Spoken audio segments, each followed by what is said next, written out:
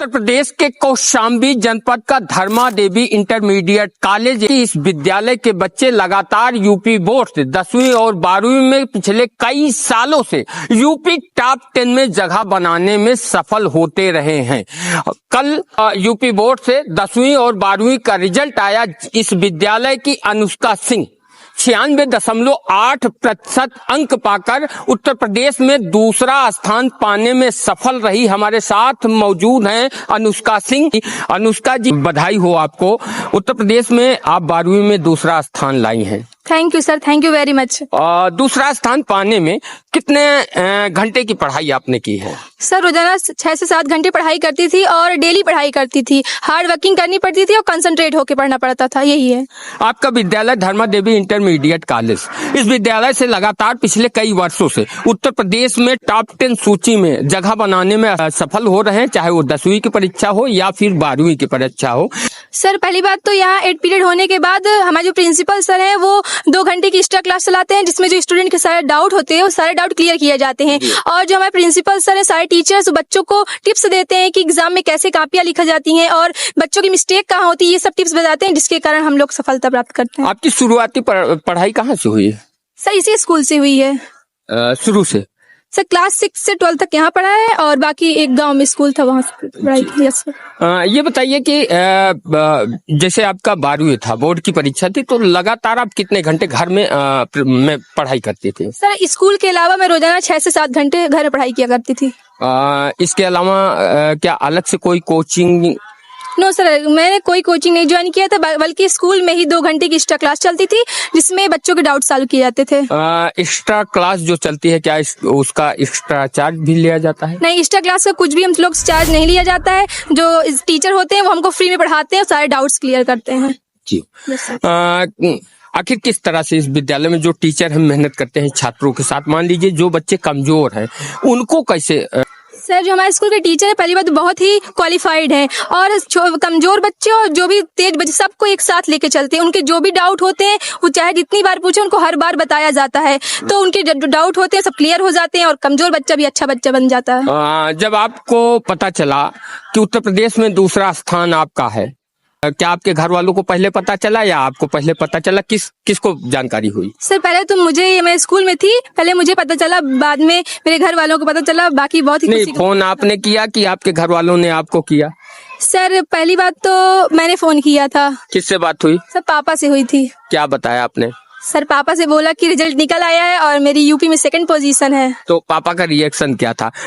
पापा बोले गुड, बहुत अच्छा किया तुम्हारी मेहनत। घर में कौन कौन है?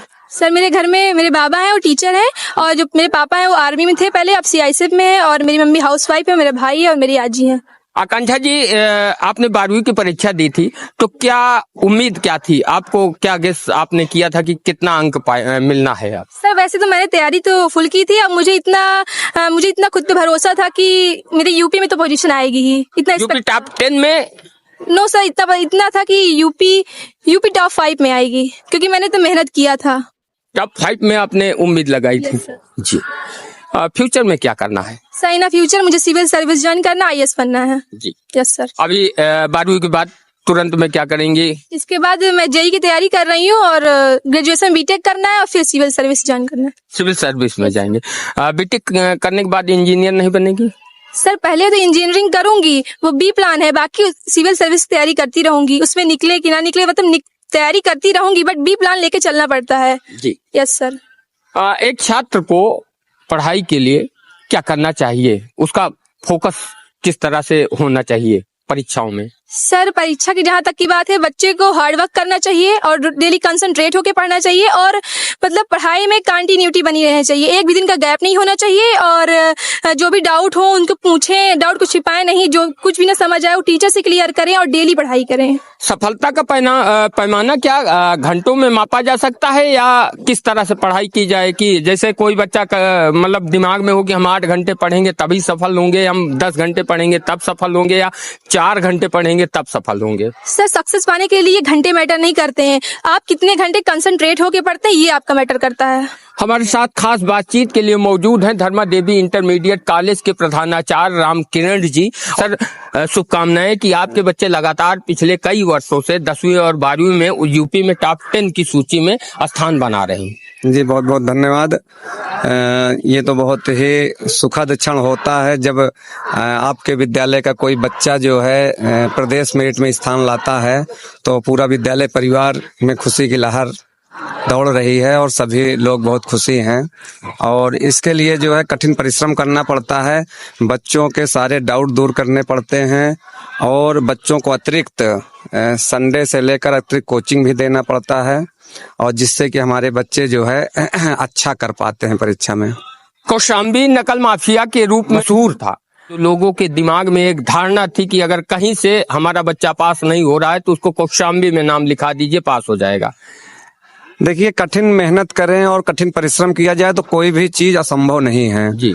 तो इसके लिए जो है अच्छा पठन पाठन, अच्छे शिक्षक और योग्य शिक्षक जब पठन पाठन करेंगे और बच्चे के सारे डाउट दूर हो जाएंगे तो कोई भी मुकाम हासिल करना जो है नामुमकिन नहीं है। आपका विद्यालय शहर में नहीं है और आपके विद्यालय के जो बच्चे हैं वो ग्रामीण क्षेत्र से आते हैं। ऐसे में सवाल यह भी उठता है कि ग्रामीण क्षेत्र के बच्चे लगातार यूपी टॉप 10 में जगह बना रहे हैं, तो इनको किस तरह से गढ़ा जा रहा है, कितनी मेहनत की जा रही है? देखिए, प्रतिभाएं तो ग्रामीण क्षेत्र में ही रहती हैं। कारण क्या था कि अच्छे, लेकिन निखारने की कला भी आनी चाहिए। हाँ, तो अच्छा चूंकि कॉलेज नहीं थे ग्रामीण में, तो बच्चे जो अच्छे घर के बच्चे थे वो चले जाते थे शहरों में पढ़ने के लिए। आज उन्हें कम फीस में ग्रामीण क्षेत्र में शहर से अच्छी शिक्षा मिल रही है, तो बच्चे ग्रामीण क्षेत्र परिवेश में आ रहे हैं, ग्रामीण क्षेत्र के विद्यालय में आ रहे हैं और अच्छा कर रहे हैं। अभिभावकों के मन में लगातार वो ये धारणा बन चुकी है कि यदि हम अच्छे कॉलेज में और जहां पर महंगी फीस हो, जहां पर सारी सुविधाएं हो, वहां अगर अपने बच्चे का नाम लिखाएंगे तो हमारा बच्चा सफल होगा, जबकि आपके विद्यालय ने इस धारणा को तोड़ दिया है। क्या कहना चाहते हैं? देखिए, महंगी फीस मायने नहीं रखती है, महंगा शिक्षक और अच्छा शिक्षक मायने रखता है कि आप योग्य शिक्षक रखेंगे तभी कोई भी चीज जो है संभव की जा सकती है। और आपके अंदर कितनी लगन है, आप कितना विद्यालय के प्रति समर्पित हैं, ये सारी भावनाएं जो हैं आपको सफल बनाती हैं। कर्तव्य के प्रति कर्तव्य बोध हो व्यक्ति के अंदर और अपने कर्तव्य को सही ढंग से निर्वाहित करे तो निश्चित रूप से जो है अच्छी सफलता अर्जित की जा सकती है।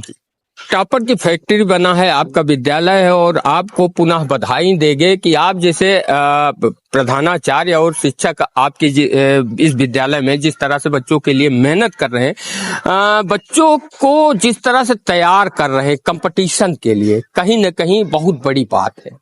देखिए, अमूमन क्या होता है कि लोग जो बहुत होता है तो अच्छे बच्चों को ही केवल जो है शिक्षा प्रदान करने के लिए ज्यादा जोर देते हैं। हम लोग सभी बच्चों को, चाहे वो कमजोर है, मध्यम है, अच्छा है, सभी को हम लोग जो है ध्यान देते हैं और उनके लिए अलग से निःशुल्क कोचिंग भी अवकाश के बाद रखते हैं, तो जिससे हमारा जो मध्यम का बच्चा है वो भी अच्छे अंक अर्जित करता है।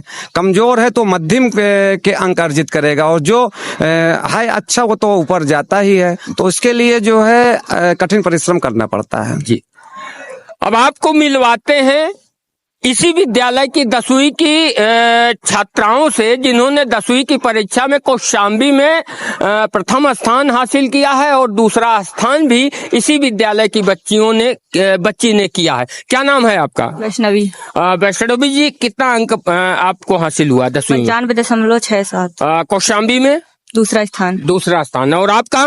मानसी पटेल। आपका कितना अंक रहा?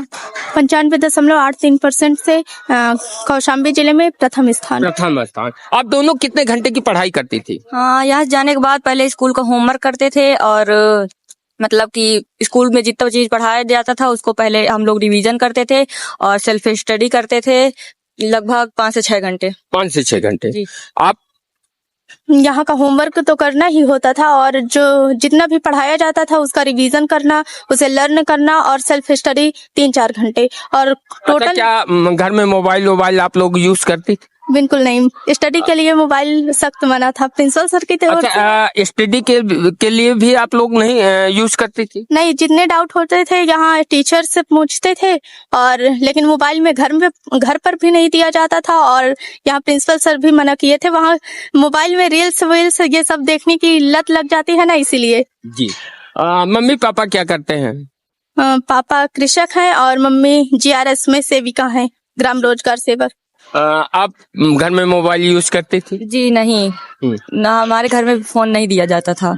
घर में नहीं। स्कूल की तरफ से?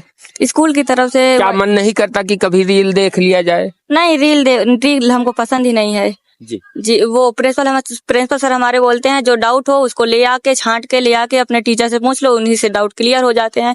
वैसे भी 2 एक्स्ट्रा क्लास चलती हैं, उसी में हमारे डाउट क्लियर हो जाते थे, फोन की जरूरत ही नहीं पड़ती। क्या करना चाहेंगी 12वीं के बाद आप दोनों लोग? हाँ, हम तो सिविल सर्विस ज्वाइन करना चाहते हैं। आप? IIT में एडमिशन। देख सकते हैं ये जो छात्राएं यहाँ पर मौजूद हैं, और इस विद्यालय में पढ़ने वाले छात्र हों या छात्रा हों, ये किसी हाई प्रोफाइल घर से ताल्लुक नहीं रखते। किसान के बेटे हैं, मजदूर के बेटे हैं और उनकी बच्चियां हैं। लेकिन इस विद्यालय में आने के बाद, जैसे कुम्हार को जब मिट्टी मिलती है तो उसको जो है रगड़ रगड़ के जिस आकार में वो कुम्हार चाहता है उस आकार में ढाल देता है। वैसे ही बच्चे होते हैं। यदि अच्छे गार्जियन और अच्छे टीचर मिल जाए तो बच्चों में इतनी प्रतिभा होती है कि जहां चाहे उनको पहुंचाया जा सकता है। सफलता की नई इबारत लिख रहा है कौशाम्बी का धर्मा देवी इंटरमीडिएट कॉलेज। लगातार उत्तर प्रदेश की यूपी बोर्ड की परीक्षा 10वीं और 12वीं की परीक्षाओं में टॉप 10 की सूची में यहाँ के बच्चे अपना नाम दर्ज कराने में सफल हो रहे हैं। आप लोग क्या सोचते हैं? अपनी राय कमेंट बॉक्स में कमेंट कर जरूर बताएं।